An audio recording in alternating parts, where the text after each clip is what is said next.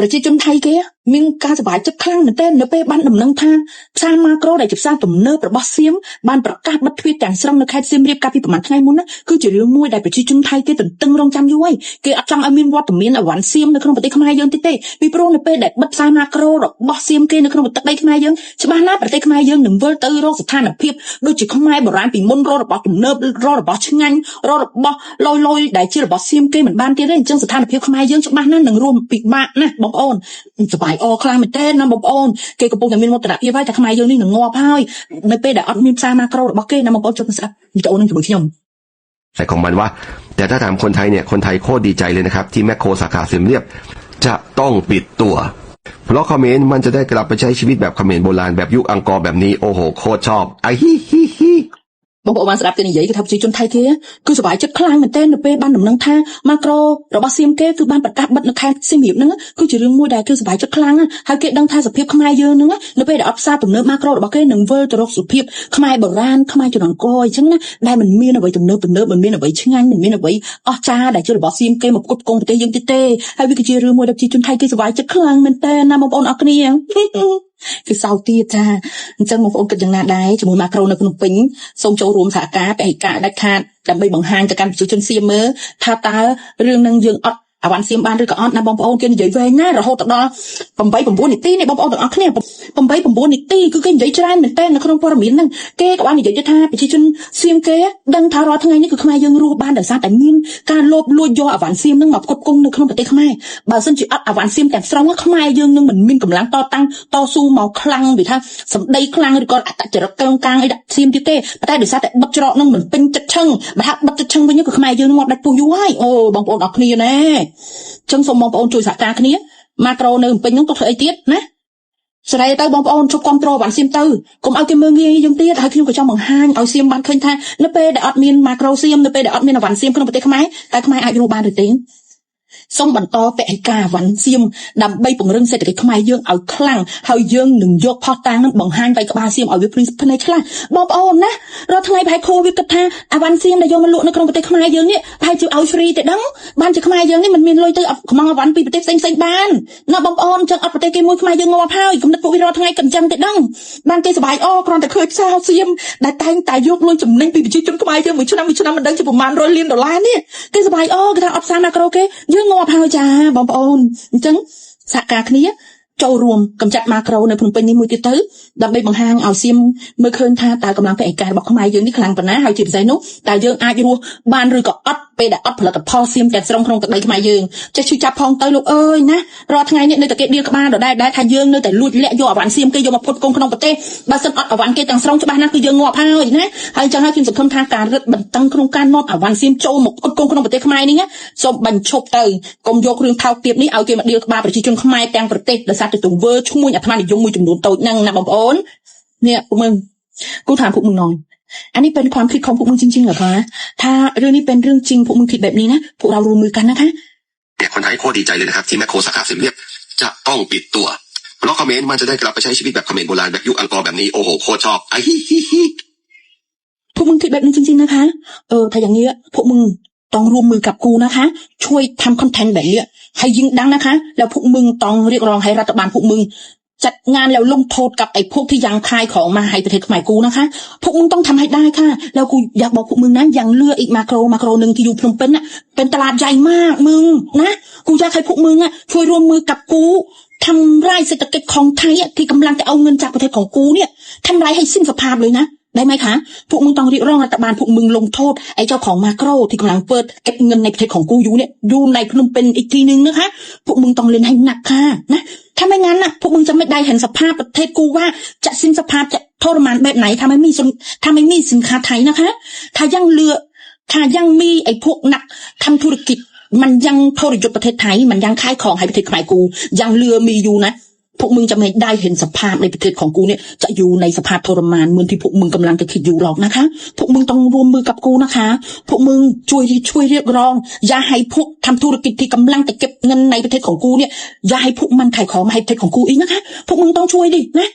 พวกมึงเห็นไหมแค่พวกมึงได้เห็นแค่มาโครในเสียมเรียบประกาศปิดถาวรในประเทศของกูพวกมึงก็ดีใจขนาดนี้ละถ้าพวกมึงไม่เห็นสินค้าพวกมึงในประเทศของกูอีกนะไม่รู้ว่าพวกมึงมีความดีใจขนาดไหนนะต้องร่วมมือกันต้องกำจัดสินค้าไทยให้หมดในประเทศของกูนะถ้าพวกมึงอยากชนะกูเข้าใจไหมพวกมึงนะไอ้ตลาดมาโครในประเทศขมายกูยังเหลือที่นึงเนี่ยในพนมเปญน่ะพวกมึงต้องเรียกร้องลงโทษไอ้เจ้าของมาโครนั้นน่ะให้หนักนะคะต้องมีโทษให้หนักแล้วต้องลงโทษประจานมันว่ามันนี่ทรยศประเทศชาติเพราะมันน่ะยังเอาของมาขายให้ขมายต้องทำให้ขมายเนี่ยมีแรงมีของดีๆกินอะไรเนี่ยมึงที่พวกมึงกำลังคิดอยู่ไงเพราะว่าประเทศของกูถ้าไม่มีประเทศพวกมึงนะประเทศของกูจะชิบหายละมึงนะช่วยจัดการเรื่องนี้น้อยนะคะรวมมือกันนะคะต้องจับมือกันเล่นเรื่องนี้ให้หนักต้องทำให้ไม่มีสินค้าไทยในประเทศของกูดินะถ้าพวกมึงอยากชนะพวกกูอ่ะจัดเลยค่ะโอเคเนาะทำไมงั้นพวกวันเห็นสภาพทรมานของประเทศของกูหรอกค่ะถ้ายังมีสินค้าไทยไล่เข้ามาประเทศของกูแบบนี้ไม่ได้หรอกมึงเนาะจัดเลยนะจัดเลยค่ะสู้ๆเนาะបងប្អូនចាព័ត៌មានថ្មីទៀតហើយដោយសៀមនេះវាបាននិយាយថាខ្មែរយើងនេះបានដាក់ពាក្យបណ្ដឹងទៅកាន់ UN ហើយដោយសារតែពួកសៀមវាមិនព្រមបើកច្រកព្រំដែនទទួលអ្នកជំងឺរបស់យើងដែលឈឺចិត្តងាប់ទៅព្យាបាលនៅក្នុងប្រទេសវានេះព័ត៌មានទើបចេញថ្ងៃហ្នឹងថ្ងៃទី27ខែ7 2026យើងនេះដោយវាបាននិយាយថាខ្មែរយើងបានដាក់ពាក្យបណ្ដឹងទៅ UN តាក់ទងពីករណីថាអ្នកជំងឺខ្មែរយើងឈឺចិត្តងាប់ទទូចសូមឲ្យខាងសៀមវានេះបើកច្រកព្រំដែននិងទទួលអ្នកជំងឺខ្មែរយើងយកទៅព្យាបាលក្នុងប្រទេសវាអាតាប្រចាស់នេះគឺជាអ្នកនិយាយណាបងប្អូនណាហើយអា top news នេះគឺជាអ្នកបង្កើតព័ត៌មានខ្លាំងៗហ្នឹងវាបាននិយាយថាបើសិនជាខ្មែរយើងបានដាក់ពាក្យបណ្ដឹងហ្នឹងមែនណាត្រូវតែប្រាប់ទៅខាង UN ហ្នឹងឲ្យច្បាស់ថាជាសាសខ្មែរយើងនេះគឺល្មើគុណណាហើយអត់មានហេតុផលអីដែលត្រូវទទួលអ្នកជំងឺខ្មែរយកមកព្យាបាលទេគេត្រូវការប្រមូលលុយដែលព្យាបាលអ្នកជំងឺខ្មែរហ្នឹងទុកទៅព្យាបាលអ្នកជំងឺថៃគេណាអត់មានអីដែលត្រូវមកតាក់ទងអីគ្នាទេនេះបងប្អូនគេនិយាយច្រើនណានៅក្នុងព័ត៌មានហ្នឹងខ្ញុំស្ដាប់បដាខ្ញុំហួសចិត្តបដាណាប្រកែកខ្លាំងមែនតើអញ្ចឹងហើយបានជានាងខ្ញុំតែងតែព្យាយាមយកព័ត៌មានរបស់ពួកវាហ្នឹងយកមកចែកជូនបងប្អូនគ្នាបានដឹងឲ្យបានដឹងពីសន្តានដេរឆានរបស់វាហ្នឹងគឺធ្វើអ្វីដែលមិនតែចេះអៀនខ្មាស់ទេណាអ្វីក៏វាអាចធ្វើទៅបានដែរអារឿងព្យាយាមបំផ្លាញកេរ្តិ៍ឈ្មោះប្រទេសខ្មែរយើងនោះវាធ្វើព័ត៌មាននេះក៏មិនធម្មតាដែរវាធ្វើចង់ឲ្យ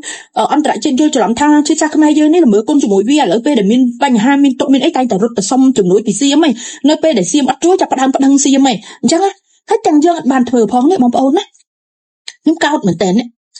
សំខាន់ណាប្រជាជនសៀមវាដែលមានខួរក្បៃហ្នឹងវាគិតថារឿងហ្នឹងជាការប៉ັດទៀតដោយសារតែព័ត៌មានវាពេញប្រទេសវាផ្សាយអញ្ចឹងថាខ្មែរយើងហ្នឹងបានទទួលសុំអង្វរវា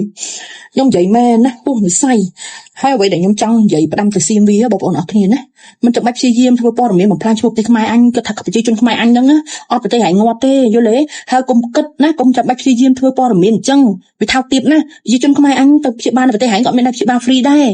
កាន់លុយមួយឆ្នាំប្រជាជនខ្មែរអញមិនដឹងជាប្រមាណម៉ឺនលានដុល្លារទេដែលយកទៅឲ្យប្រទេសឯងហ្នឹងអញ្ចឹងឯងកុំប្រភ្លើពេកយល់អត់ហើយនេះគឺជារឿងមួយដែលខ្ញុំចង់ឲ្យប្រជាជនខ្មែរយើងត្រូវដឹងថាឈប់ថោកទាបជាមួយជាតិសាសន៍សៀមនឹងទៀតណាឈប់គ្រប់គ្រងពួកវាទៀតអត់ខ្វះប្រទេសទេយល់ទេ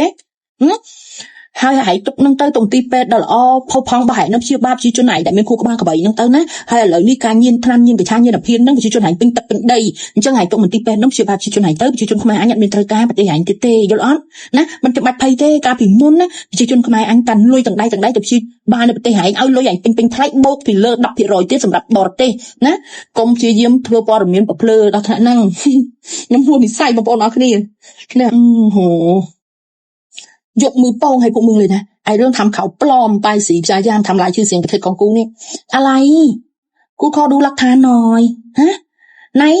ประชาชนខ្មែរกูไปข้อรองประเทศพวกมึงให้เปิดด้านเอาผู้ป่วยไกลตายเนี่ยไปรักษาในประเทศพวกมึงกูขอดูหน่อยค่ะนะแล้วตรงไหนประเทศខ្មែរกูเนี่ยฟ้องไปอยู่อัน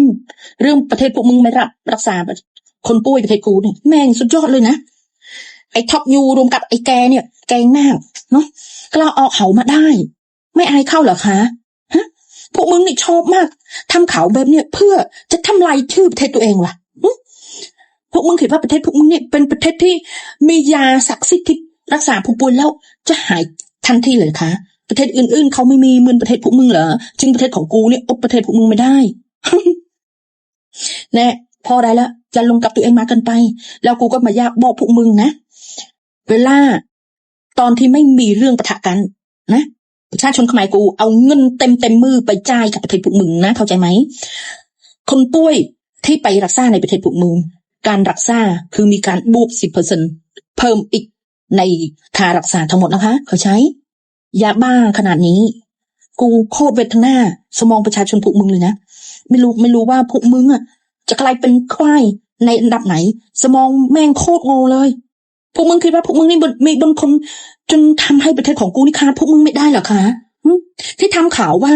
ประเทศของกูที่มีผู้ป่วยใกล้จะตายไปข้อรองเปิดด้านกับประเทศพวกมึงแบบนี้แบบนู้นเนี่ยมันมีประโยชน์กับประเทศพวกมึงหรือไงฮะพวกกูเป็นลูกค้าพวกกูเป็นคนที่เอาเงินไปสนับสนุนเศรษฐกิจของพวกมึงอันดับหนึ่งเลยมึงรู้ไหมฮะแล้วข่าวแบบนี้พวกมึงทำได้ลงคอเหรอคะพยายามอีกนิดนึงนะคะข่าวแบบนี้เป็นข่าวดีมากที่พวกมึงทำให้พวกกูเนี่ยยิ่งเกลียดชังยิ่งจะไม่สนับสนุนประเทศพวกมึงอีกค่ะนะแล้วพวกมึงไม่ต้องเป็นห่วงนะคะพวกมึงโรงพยาบาลในประเทศพวกมึงเก็บไว้รักษาแค่ประชาชนพวกมึงไปนะต่อไปนี้จะไม่มีประชาชนใครกูบินไปเข้าประเทศพวกมึงให้หมอพวกมึงรักษาอีกแล้วค่ะเพราะว่าพวกกูก็กลัวหมอจิตใจเดรัจฉานอย่างพวกมึงเนี่ยกลัวฉีดยาอะไรไม่รู้ให้ประชาชนทำไมกูตายกระทันหันก็ไม่รู้นะคะไม่ต้องเป็นห่วงข่าวแบบเนี้ยนะไม่มีวันนั้นหรอกที่พวกกูเนี่ยจะไปขอร้องกับประเทศพวกมึงให้เปิดด่านนะไม่ต้องพยายามทำเขาให้ประชาชนพวกมึงกลายเป็นควายแล้วลงเชื่อคิดว่าตัวเองเนี่ยเป็นคนที่มีบนคนกับพวกกูหรอกนะคะพวกกูมีเงินพวกกูเอาไปให้ประเทศใดรักษาก็ได้เข้าใจนะแล้วตอนนี้ในประเทศของกูเนี่ยโรงพยาบาลเต็มบ้านเต็มเมืองนะคะน่าจะออกจากกะลาได้แล้วยันอยู่ในกะลาแบบนี้นะเข้าใจไหมอย่าทำให้ตัวเองมึนกบในบ่อน้ำเข้าใจเนาะ เหลือเชื่อว่าสงสารไม่แปลกหรอกทำไมพวกมึงโง่ขนาดนี้เพราะว่าสมองพวกมึงติดแต่ยาบ้ายาเสพติดนะแล้วก็ไม่คิดอะไรให้มีเรื่องดีๆเข้าตัวหรอกค่ะคิดแต่เรื่องคิดว่าโอ้ตัวเองเนี่ยมันเป็นคนที่สุดยอดแบบนี้แบบนู้น